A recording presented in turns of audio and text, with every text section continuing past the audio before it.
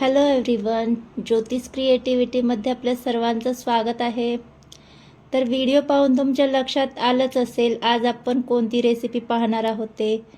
सर्वांची फेवरेट आणि टेस्टी अशी आज आपण काजू कतलीची रेसिपी पाहणार आहोत. ही दिसायला जितकी सुंदर दिसते तितकीच बनवायला देखील खूपच सोपी आहे. तर यासाठी आपल्याला लागणार आहेत काजू. तर इथे मी कपचं मेजरमेंट घेणार आहे. तर 2 कप आपल्याला काजू घ्यायचे आहेत. तर याच कपने मी सगळं मेजरमेंट दाखवणार आहे. 2 कप काजू घेतल्याच्या नंतर आपल्याला हे सगळ्यात अगोदर याची पावडर करून घ्यायची आहे. तर मिक्सर जारमध्ये आपल्याला अर्धे करून काजू वाटून घ्यायचे. तर अर्धे काजू घालून मी याची फाईन अशी पावडर करून घेणार आहे. तर आपल्याला थोडीफार जाडसर वाटत असेल तर आपण याला चाळून घ्यायची आहे.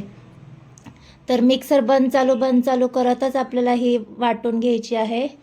तर इथे एक बॅच माझी वाटून झालेली आहे.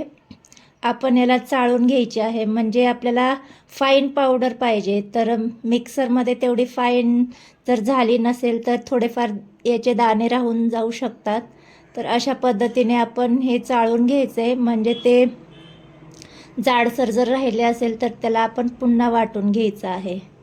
तर इथे आपले हे जे जाडसर राहिलेले काजू आहेत ते आपण पुन्हा मिक्सर जारमध्ये घालून घ्यायचे आहेत आणि पुन्हा मिक्सर बंद चालू करून आपल्याला याची फाईन अशी पावडर करून घ्यायची आहे.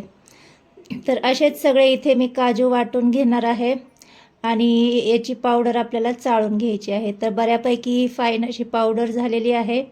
तर आता आपण हे साईडला ठेवून द्यायचं आहे आणि त्यासाठी पाक करून घ्यायचा आहे. तर कढईमध्ये मी 1 कप साखर घालून घेतलेली आहे आणि अर्धा कप पाणी घालून घेतलेलं आहे. हे परफेक्ट मेजरमेंट आहे. अशाच पद्धतीने करायचं म्हणजे परफेक्ट आपली काजू कतली तयार होते. तर आपला पाक इथे तयार होतोय तोपर्यंत आपण बटर पेपरला तुपाने ग्रीस करून घ्यायचं आहे आणि ते साईडला ठेवून देऊया. तर इथे बऱ्यापैकी पाक झालेला आहे आपला. तर साधारण 5 मिनटं मीडियम गॅसवर आपल्याला हा पाक करायचा आहे. इथे एकतार बनत नाही आहे, म्हणजे एकतार बनायच्या आधीचा जो पाक असतो तसाच आपल्याला पाक करायचा असतो. जास्त एकतारी पाक करायचा नाही आहे, नाहीतर कडक होऊ शकतात काजू कतली. तर एकतार होण्याच्या अगोदरचा जो पाक असतो तसा आपल्याला पाक करायचा असतो. तर इथे आता आपला पाक तयार झाला आहे. आपली जी काजूची पावडर आहे ती यामध्ये घालून घ्यायची आपल्याला आणि छान मिक्स करून घ्यायचं आहे. तर सगळी पावडर घालून मी मीडियम गॅसवर आपल्याला हे छान मिक्स करून घ्यायचं आहे.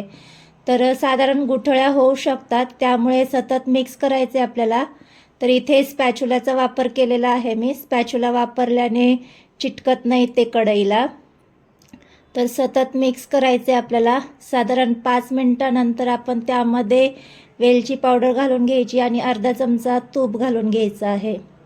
तर वेलची पावडरऐवजी तुम्ही इसेन्स देखील वापरून घेऊ शकता, पण मी इथे वेलची पावडर घातलेली आहे. छान मिक्स करून घ्यायचे. साधारण मीडियम गॅसवर आणखी 5 मिनटं आपल्याला हे शिजवून घ्यायचं आहे.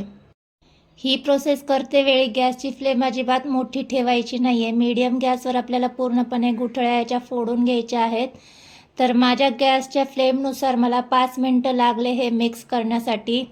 तर तुम्ही तुमच्या फ्लेमनुसार डिसाईड करून घेऊ शकता. तर 5 मिनटानंतर तुम्ही पाहू शकता अशा पद्धतीचं इथे बॅटर तयार झालेलं आहे. असंच आपल्याला हवं आहे.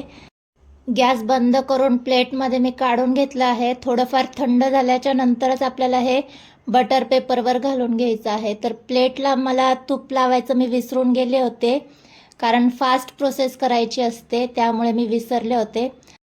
मिश्रण थोडंफार थंड झाल्याच्या नंतर बटर पेपरवर आपल्याला घालून घ्यायचं आहे. तर स्पॅच्युलाच्या साहाय्याने त्याला आपल्याला डो शेपमध्ये करून घ्यायचं आहे. तर अशा पद्धतीने मी त्याला पुन्हा मळून घेणार आहे. तर आता हे पूर्णपणे डो शेपमध्ये तयार झाले. आता आपण स्पॅच्युलाच्या साहाय्याने त्याला पसरवून घेऊयात आणि बटर पेपरने थोडंफार प्रेस करून घ्यायचे आणि ह्याला आपल्याला लाटण्याने लाटून घ्यायचं आहे. तर तुम्ही पाहू शकता इथे बऱ्यापैकी हे सेट झालेलं आहे. तर मस्त इथे आपली काजू कतली आता तयार होणार आहे. लाटण्याने दाब देऊन आपल्याला थोडंफार ते पसरवून घ्यायचे. तर अशा पद्धतीने मी इथे पसरवून घेतले आणि बटर पेपरमुळे थोडेफार त्याला क्रॅक्स आल्यासारखे दिसत होते, त्यामुळे मी बटर पेपर काढून पुन्हा त्याला लाटण्याने एकसारखं करून घेतलेलं आहे. कितपत जाड पातळ हवी आहे त्यानुसार आपल्याला लाटून घ्यायचं आहे. तर इथे बऱ्यापैकी मी थोडीफार जाडच ठेवलेली आहे. आता काजू कतली म्हटलं की सिल्वर वर्क शिवाय त्याला शोभाच नाही आहे, त्यामुळे मी इथे चांदीचा वर्क लावून घेणार आहे. ऑप्शनल आहे पण छान दिसते. काजू कतली म्हटली की चांदीचा वर्क हा आलाच. तर मस्त इथे मी सगळीकडे अशा पद्धतीने काजू कतलीला वर्क लावून घेतलेलं आहे. दिसायलाही खूपच सुंदर दिसतीये ती. तर आता आपण त्याला कट्स लावून घेणार आहोत. तर एकसारखे कट्स येण्यासाठी इथे मी स्केलचा वापर केलेला आहे. स्केलमुळे ते एकसारखे दिसून येतील. कट देऊन झाल्याच्या नंतर आपण रूम टेम्परेचरला हे 5 मिनटं सेट होण्यासाठी ठेवून देऊ शकतो किंवा फ्रीजमध्ये देखील ठेवून देऊ शकतो. तर मस्त इथे आपली काजू कतली तयार होणार आहे. मी जे मेजरमेंट दाखवलेलं आहे त्या पद्धतीने जर तुम्ही काजू कतली बनवली तर अजिबात ती फसणार नाही आहे. खूपच मस्त, अगदी बाहेर जशी मिळते त्या पद्धतीनेच इथे काजू कतली तयार होणार आहे. तर या रक्षाबंधनला नक्की ट्राय करा अशा पद्धतीची काजू कतली. तर छान इथे मी डायमंड शेपमध्ये कट दिलेला आहे. तर आता ही आपण रूम टेम्परेचरला सेट करून घेऊयात. तर 5 मिनिटानंतर तुम्ही पाहू शकता मस्त इथे आपली काजू कतली तयार झालेली आहेत. तर थोडेफार आणखी छान कट्स येण्यासाठी मी पुन्हा सुरीने थोडंसं फार कट लावून घेणार आहे, म्हणजे ते तुटताना छान तुटतील, नाहीतर वेडेवाकडे तुटू शकतात. काजू कतली सेपरेट करतानाच थोडीफार आपल्याला काळजी घ्यावी लागते, नाहीतर जर क्रॅक्स वगैरे गेले तर खराब होऊ शकते आपले काजू कतली. तर हळू अशा मी इथे वड्या सेपरेट करून घेणार आहे. तर मस्त इथे आपली काजू कतली तयार झालेली आहे. तुम्ही पाहू शकता मस्त इथे डायमंड शेप देखील आलेला आहे. तर अशाच सगळ्या इथे वड्या मी सेपरेट करून घेणार आहे. तर आपल्या इथे वड्या सेपरेट झालेल्या आहे आणि इथे आपण डेकोरेट देखील मस्त असं केलेलं आहे. तर आजची ही साधी सोपी सिंपल रेसिपी नक्की ट्राय करायला काहीच हरकत नाही आहे. या रक्षाबंधनला तुम्ही ही काजू कतली नक्की ट्राय करा. आणि आजची ही रेसिपी तुम्हाला कशी वाटली? व्हिडिओ आवडला असल्यास व्हिडिओला लाईक आणि चॅनलला सबस्क्राईब करायला विसरू नका.